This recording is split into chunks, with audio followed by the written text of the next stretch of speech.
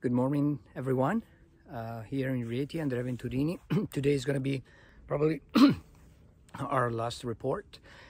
Unfortunately, yesterday's we lost leading position. We're now second, and we're being chased by John Catfield who's in third. And today is the last race, so this will be my last report from the field. Probably tomorrow's report will be. It might be from here, but I'll be packing up in the morning and I'll drive to Florence, and I'll be driving with a trailer in the back. Another competitor asked me if I could drive it up to Varese. So what happened yesterday? Yesterday's race, the cloud base were much lower, so we started the good height, and right away we didn't find any major lift, and so we got to the first turn point and we were just a few minutes behind from the leader. And then coming back to Rieti, passing by Rieti, there is one hill which we were expecting to find a high lift and we did not find it. And mistakenly we followed the paragliders, which usually could lead you to good thermals, but they don't seek powerful thermals because they can usually handle a couple of meters per second. We were looking for 5 meters per second to get to 10,000 feet and then start continuing. So we followed them and they had very weak lift. So we decided to continue the next hill. From far away, the street looked, a good street to follow from the clouds, very dark clouds, but we were bad luck, a little patient maybe, and we got very low on top of Terminillo, which is the high mountain where we usually reach the highest altitude before starting the race, and there, which is usually very generous, we did not find any lift. So then we continued on to the second pile, to the southmost pylon, and we got really low. And so we had to accept what we had, and we started with a 0.8 lift, which took us 15 minutes to gain a good altitude, and that's it. And then the race was compromised right away. The leader, Buderlik, he's a world champion, so therefore he hardly makes mistakes, and we knew that he would lead us by a few minutes, but unfortunately at the end we really got hit bad, and we came in the worst position, I think 14th position in the yesterday's race, which we didn't perform so bad the whole 3 weeks we've been here. We now had to defend the second position. It is very stressful. I try to support Alberto. Alberto is a thoroughbred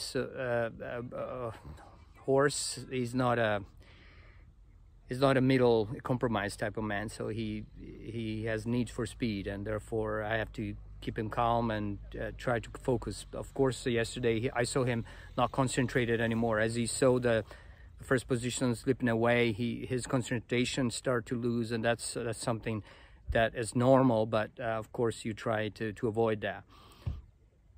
The whole experience has been amazing. I learned so much. Alberto let me fly quite a bit, and of course flying the Arcus is just at this level. I had flown the Arcus on a training camp in April, and that allowed me to discover the long journey, of 400-500 kilometers distance flying. Here I didn't do a distance, but I did more trying to center the thermals, and Alberto likes the tight turns, and he's what his master is. I nickname him the king of the goggle, because he really within half a turn and one turn he centered the thermals at the core, and that is the difference. If you center the thermal at the core, you can with the fewer turns and fewer times you reach the top of the cloud base, and then you can continue to the next one. So that that means every thermals you gain 3-4 minutes at the end of the race. It's 20 minutes better than your competitors, and that's what all of us as a pilots we have to try to achieve, and that's what we have to do. A lot of people I met today. I had breakfast with Sandro Sale, who's a great pilot.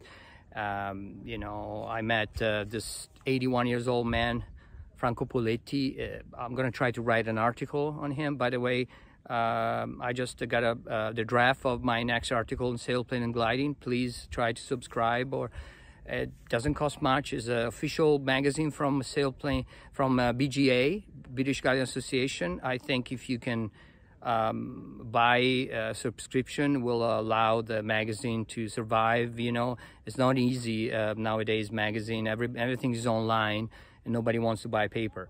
But this will be my third major article. I've done a few other things, and I hope my collaboration with, as I always said, I'm not I'm not a top pilot, I'm not a world champion or anything, but I'm just learning, and I'm giving a contribution to the family of gliding people, to sort of push people to step up.